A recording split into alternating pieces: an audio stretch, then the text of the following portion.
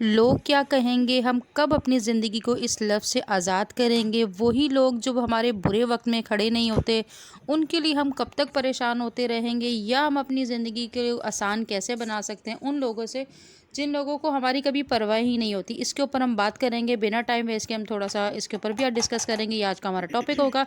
तो चलिए बिना टाइम वेस्ट के हम अपने आज की वीडियो, बहुत ज़बरदस्त किस्म का जुम्मे का दिन है, अल्हम्दुलिल्लाह बरकतों वाला दिन है, तो स्टार्ट करते हैं अपनी वीडियो। अस्सलामुअलैकुम फ्रेंड्स, कैसे हैं आप सब लोग। आई होप कि आप सब लोग खैरियत से होंगे। मैं भी अल्हम्दुलिल्लाह बिल्कुल ठीक ठाक हूँ, आप लोगों की दुआओं की वजह से। आज जुम्मे का दिन है। जुम्मे के दिन मैं कोशिश करती हूँ, हम बहुत ज़्यादा कोई नेक तो नहीं है, लेकिन कोशिश करते हैं कि अपने आप को थोड़ा बहुत जितना हो सके हम थोड़ा सा सीधे रास्ते पर चलाने की कोशिश करते हैं। और मैं आज आपके साथ जो छोटी छोटी सी 2-3 चीज़ें शेयर करूँगी, वो हैं जिससे मैं कोशिश करती हूँ कि मेरे घर पे उस रब की बरकतें रहें, वो रब मेरे घर के ऊपर बरकतें रखे, मेरे घर को नज़र हसद से महफूज रखे। तो जुम्मे का दिन होता है तो कोशिश किया करें कि जुम्मे के दिन सूरह कहफ ज़रूर पढ़ा करें। मैं पहले जब नहीं पढ़ती थी तब में, और अब मैं जब पढ़ती हूँ सूरह कहफ, तो मुझे अपने घर में मुझे ऐसा फ़ील होता है, अल्हम्दुलिल्लाह अल्हम्दुलिल्लाह। मुझे ऐसा लगता है कि जैसे मेरा जो घर है ना, मेरे रब ने अपने हिसार में ले लियो। जैसे मेरे घर के इर्द गिर्द अल्लाह ताला ने एक ऐसा हिसार बना दियो, जिससे मेरे घर से लोग मतलब नज़र हसद और बरकतें मुझे मतलब जैसे फ़ील होती हैं ना, अपने घर में सुकून और बरकत फ़ील होती है। सूरह कहफ कहते हैं जुम्मे के दिन पढ़ो तो अगले जुम्मे तक अल्लाह ताला आपके घर को आपको अपने ज़मान में रखता है, हर तरह की बरकतें आपके ऊपर नाजिल होती हैं।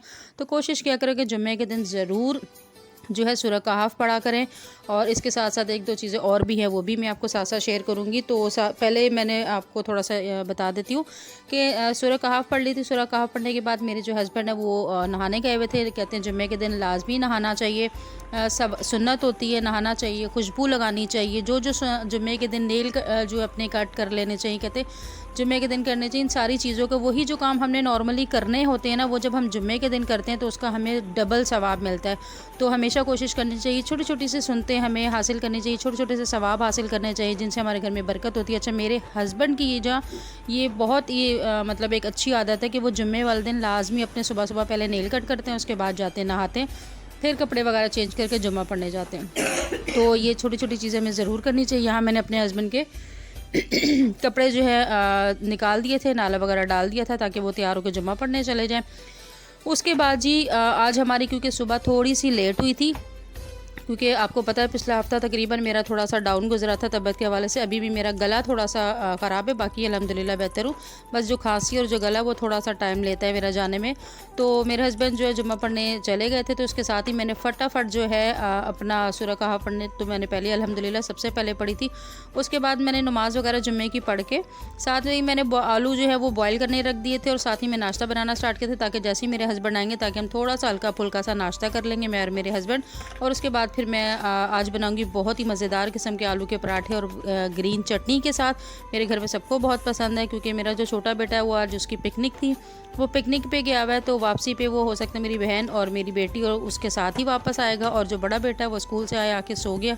उसे इतनी भूख नहीं थी क्योंकि उसने स्कूल से आते हुए कुछ खा लिया था, तो उसे मैंने टैंग शैंग दिया था बना के, ताकि वो पी के नमाज़ पढ़ के फिर वो सो गया था। वो उठेगा तो मैंने कहा उससे पहले मैं बना लूँगी ताकि सब उठें और खा लें। अच्छा जी, इसके साथ साथ कोशिश किया करें कि जुम्मे के दिन जो है ना लाजमी अब ज़्यादा नहीं तो 313 बार जो है ना अस्तगफिरुल्लाह ज़रूर पढ़ा करें। अस्तगफिरुल्लाह तो मैं कहती हूँ अगर आप अपनी ज़िंदगी का मामूल बना लेना, चलते फिरते पढ़ें, तो आपके एक तो गुनाह माफ़ होते ही होते हैं, क्योंकि हम लोग गुनाहगार लोग हैं, हम कोई पारसा है नहीं। हमसे चलते फिरते कितने गुनाह होते हैं हमें पता ही नहीं है। तो ना ही हम वो लोग हैं जिन लोगों को अपने ऊपर इतना ज़्यादा भरोसा होता है कि हाँ जी हम तो बड़े नेक और पारसा। नहीं जी, हम नेक और पारसा नहीं हैं, हम बहुत गुनाहगार लोग हैं। अल्लाह ताला अगर हमारे गुनाह माफ़ कर देंगे तो बहुत बड़ी बात होगी। तो कोशिश करते रहना चाहिए, गुनाह तो होते रहते हैं, तो साथ साथ अपने गुनाहों की बख्शिश के लिए भी कुछ ना कुछ कोशिश करते रहना चाहिए। तो कोशिश किया करें, इस्तगफार पढ़ने से एक तो गुनाह भी माफ़ होते हैं, और दूसरा आपकी जो है ना आपके हर चीज़ में बरकतें भी होती हैं, आपकी ज़िंदगी में आसानियाँ पैदा होती हैं, आपकी मुश्किलात ख़त्म होती हैं। और क्या कहते हैं, इसके अलावा लाजमी कोशिश किया करें कि जब भी जुम्मे का दिन होता है ना आप तहज्जुद पढ़ा करें। मतलब 2 चीज़ें तो आपने लाजमी करनी है जुम्मे दिन। एक दिन इस्तगफार की तस्बीह लाजमी किया करें, एक जो है आपने ये सूरह कहफ लाजमी पढ़ा करें। इसके अलावा और बहुत सारी चीज़ें अगर आप कहेंगे तो मैं आपको बता दूंगी, लेकिन आप लोग भी मुझे ज़रूर बताएगा कि आप लोग क्या करते हैं। तो मतलब मैं कोशिश करती हूँ जुम्मे वाले दिन कुछ ना कुछ पढ़ती रहूँ या कुछ ना कुछ अल्लाह ताला से मांगते रहूँ, क्योंकि वो रब्बुल इज़्ज़त ही है जो हमें देने वाला है और उसके अलावा हमें कोई देने वाला नहीं है। यहाँ मैंने अपने लिए 2 स्लाइस गर्म कर लिए थे। मेरे हस्बैंड जो हैं वो स्लाइस जो गर्म इतना ऐसा नहीं उन्हें पसंद, उन्हें मक्खन पसंद है, तो उनके स्लाइसों पे मैंने 2 स्लाइसों पे मक्खन लगा दिया था। तो उन्होंने और मैंने नाश्ता किया हल्का फुल्का सा। उसके बाद फिर जी आपकी बहन आ गई थी किचन में आके मैंने जी आलू मैश मेरा वो हो गए थे, मैंने इनको छील लिया था, इनके छिलके उतार लिए थे। इसके बाद इसे मैश करेंगे और उसके साथ जो जो चीज़ें आपको दिखेंगी वही आपने डालनी है, वो आपको दिख जाएंगी, वो आपने एज इट इज़ डाल लेनी। थोड़ा सा खुद भी फॉलो कर लो लड़कियों। ओह याद आया, फॉलो से याद आया लड़कियों, पहले मुझे ये बताओ जो मुझे देख रहा है चैनल सब्सक्राइब क्यों नहीं किया? जल्दी से चैनल को सब्सक्राइब करो यार, सब्सक्राइब लाजमी किया करो ताकि आपकी बहन को भी पता चल सके कि आप लोग कितनी अच्छी बहन भाई हो मेरे। तो जल्दी से चैनल को सब्सक्राइब किया करो, वीडियो पसंद आती है लाइक किया करें, शेयर किया करें, और कुछ करें या ना करें अपनी बहन को दुआ में, बहुत ज़्यादा दुआ में याद रखा करें, क्योंकि मेरा ये ईमान है कि जो दुआ में ताकत है वो दुनिया की किसी चीज़ में ताकत नहीं है इस दुनिया में। मतलब है रब तो वो तो कौन कह दे तो सब कुछ ज़िंदगी बदल सकती है, लेकिन लोगों के लिए बात करें नॉर्मली जनरली कि अगर कोई दुआ करे तो आपकी ज़िंदगी और किस्मत भी बदल जाती है। अच्छा जी, अच्छा एक और अब हम आते हैं थोड़ा सा अपने टॉपिक के ऊपर भी बात करते हैं, ठीक है? टॉपिक के ऊपर भी बात करते हैं। अच्छा यहाँ पे साथ पहले मैं आपको बता दूं आलू मैश किए, उसमें मैंने धनिया, पुदीना, हरी मिर्चें, रेड चिली, नमक हो गया, जो सूखा धनिया होता है उसे थोड़ा सा मैंने क्रश करके, चाट मसाला हो गया, और क्या डाला यार, मैं भूल तो नहीं गई कोई चीज़, बस यही थी मेरे ख्याल है मैंने, और प्याज हो गया, वो भी चॉप करके, ये सारी चीज़ें मैंने इसको डाल ली हैं। चाट मसाला हो गया, ये सब चीज़ें डाल के मिक्स करके अच्छी तरह ये हमने आलू का मसाला बना लिया। बहुत ही मज़ेदार बनते हैं यार, मेरे बच्चों को, मेरे हस्बैंड को, हम सबको तकरीबन ये बहुत पसंद है। तो काफ़ी दिन से मैं सोच रही थी, टाइम नहीं मिल रहा था, मैं कहा चलो आज जुम्मा भी है, चलो मज़ेदार चीज़ सी कुछ बनाते, मेरे हस्बैंड भी खुश हो जाएंगे, मेरे हस्बैंड को इस टाइप की चीज़ें बहुत पसंद है, तो बच्चे भी खुश हो जाएंगे और झटपट भी बन जाएगा, बहुत ईजी और झटपट भी चीज़ बन जाती। अच्छा, हम बात कर रहे थे कि हम अपनी ज़िंदगी को आसान कैसे कर सकते हैं।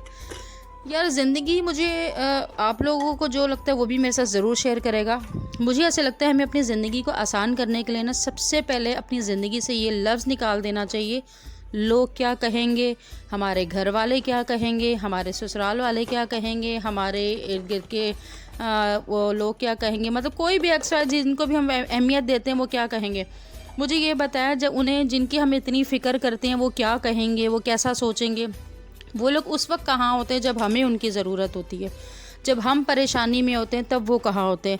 हम बिला वजह जिनकी हमेशा यही सोचते रहते हैं उन्हें ना बुरा लग जाए, वो क्या कहेंगे, हम ये नहीं कर सकते क्योंकि वो क्या कहेंगे, तो वो लोग उस वक्त किधर होते हैं जिस वक्त हम परेशान होते हैं, हम फाइनेंशियली हमें उनकी ज़रूरत होती है, कभी हमें उनकी इमोशनली उनकी बहुत ज़रूरत होती है, कभी मतलब ज़िंदगी में बहुत सारे ऐसे टाइम आते हैं जिसमें कभी आपको पैसों के हवाले से हो, चाहे आपको घर के हवाले से हो, चाहे आपको सपोर्ट के हवाले से हो, चाहे आपको साथ के हवाले से हो, तो उनकी ज़रूरत होती है। तो वो उस वक्त कहाँ होते, वो उस वक्त हमारा साथ क्यों नहीं देते, वो हमारे लिए खड़े क्यों नहीं होते, वो हमारे लिए बात क्यों नहीं करते।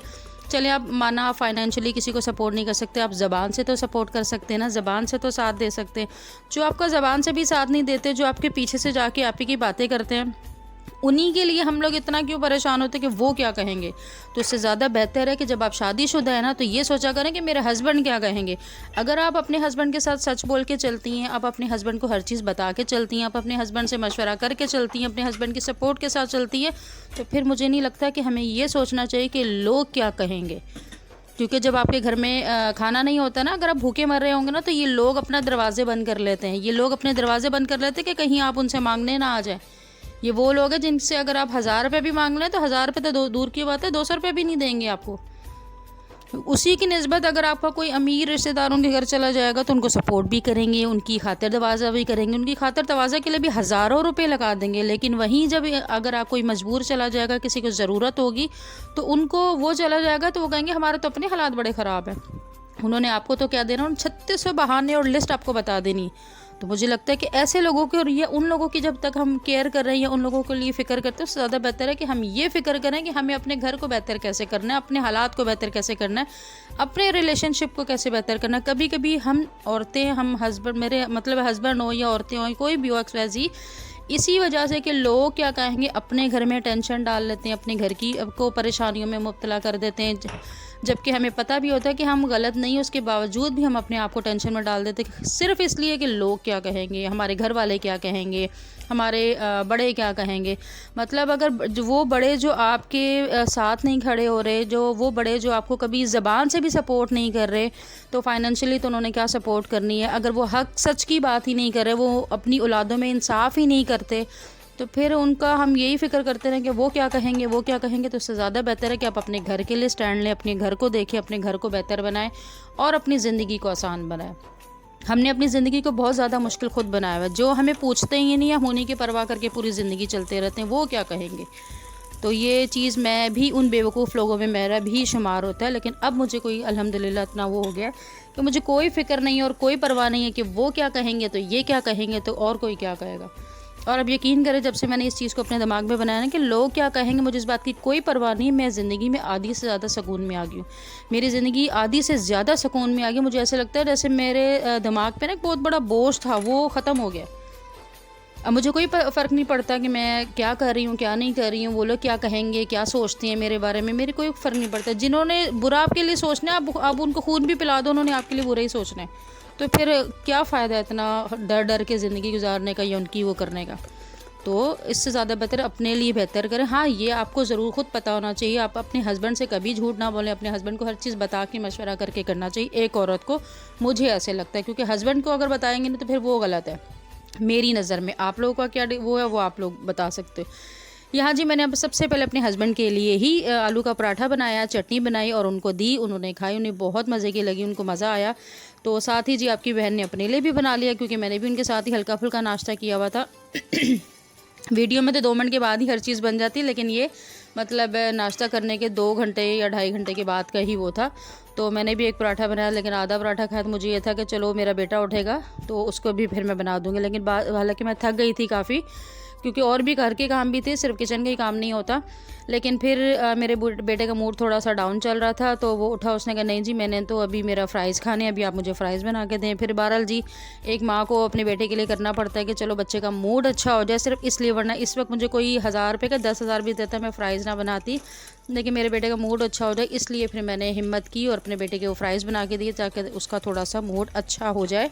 बाज़ बच्चों के भी मूड जो है ना स्विंग होते हैं, जब वो बड़े हो जाते हैं तो हमें भी थोड़ा सा समझना पड़ता है। कभी बाज़ दफ़ा हम लोग नहीं समझ पाते, तो वो हमसे भी कहीं ना कहीं गलती है। तो कोशिश करती हूँ मैं भी कि चलो बच्चों के भी मूड जो है उनको हिसाब से भी थोड़ा सा चला जाए और उनको भी थोड़ा सा हम समझ के चलें। बस यही था मेरा थोड़ा सा मतलब टॉपिक के ऊपर मैंने आपको बात जो मेरे दिमाग में चल रही थी, जो मुझे लगता है कि मुझसे काफ़ी 1-2 लोगों ने पूछा भी कि भाई ये ज़िंदगी में चीज़ें बहुत सारी लोग फेस कर रहे होते हैं। तो मैंने कहा चलो आप लोगों के साथ भी अपना एक्सपीरियंस शेयर कर दूं।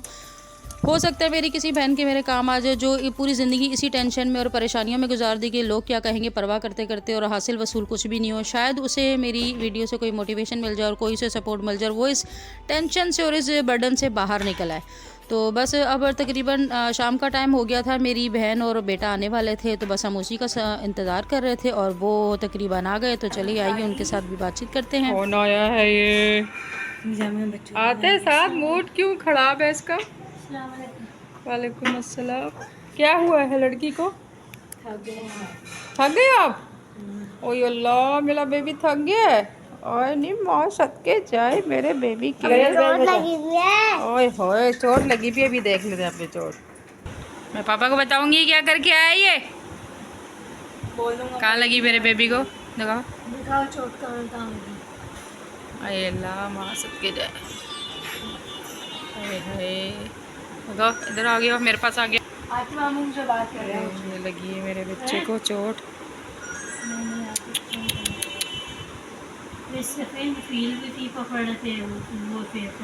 माथे पे भी बच गई है, इतनी जोर से लगी। मेरा बच्चा बाइक से गिर गया, अल्लाह मियां ने बचा लिया मेरे शहजादे को। आगे कटा बड़ा टाइट था। शर्म तो नहीं आई? बड़ा सही भाई फालतू की बकवास। शर्म है यार। लेकिन लोगों को पहले झाड़ियाँ नहीं रखने की वो आई, अब रखी हैं। वो अभी रखी हैं आदमियों ने। अगर अल्लाह ताला ने बरल बचा लिया। अल्लाह का शुक्र है, गटर बहुत ज्यादा बड़ा नहीं था। अल्लाह ना करे कोई बच्चा बह जाता फिर। अल्लाह ना करे, अल्लाह ना करे। अल्लाह ने मेरे बच्चे को बचा लिया, इसको बचा लिया अल्लाह मियाँ।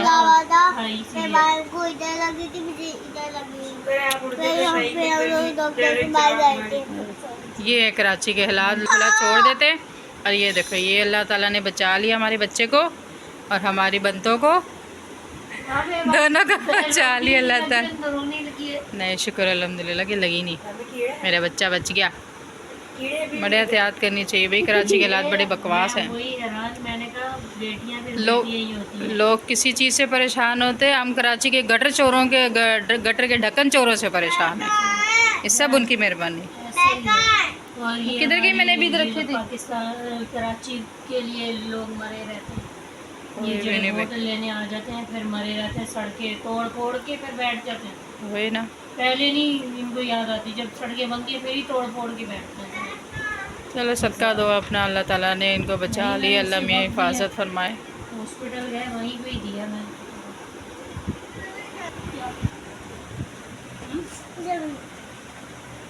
आपको पकड़ के देती हूँ। आफाइक जल्दी कर ले। ये हमारी चाय बन गई है, मज़ेदार किस्म की दूध पत्ती। इनको मैंने पराठे बना दिए हैं, जामिया केचप के साथ खाएगी। जामिया केचप के साथ खाएगी। आलू का पराठा खाती है जामिया? मैं आपको काट के देती हूँ, हैं? ये कटरे के साथ भी खा लेती है। रुक जा, अभी मैं आपको काट के देती हूँ, जल्दी कर ले फाइक।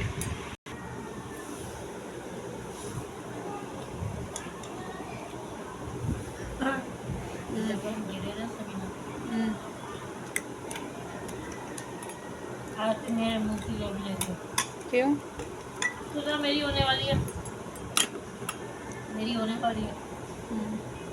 मेरे को इस पे एक आए एक जाए भी, पर उस वक्त सिचुएशन ऐसी थी, मैं बच्चों को देखने उस वक्त शोर करने लड़ने का माहौल नहीं था। वही ना, उस वक्त ये था कि आप जो मसला है ना उसको देखो। इसको भी अच्छी खासी लगी है। किसको होगी जाहिर बात है, गिरा तो। चटनी तो उस वक्त वो कवर कर दिया। चटनी नहीं डाली तूने? नहीं मसाले ऐसे से थोड़े भी स्वाद आता है चटनी के साथ। ओह मेरा याद आया तुझे? ये निकालते नहीं है बच्चा, खाते हैं सब, खा रहे हैं देखो। और हो जा मेरे बच्चे, जैसे पानी डेग से डाल के मैं कूलर में बर्फ डाली वैसे नहीं करती रहती। अच्छा बस ना डालना, क्या हो गया? ला रहे मेरा बच्चा ला रहे।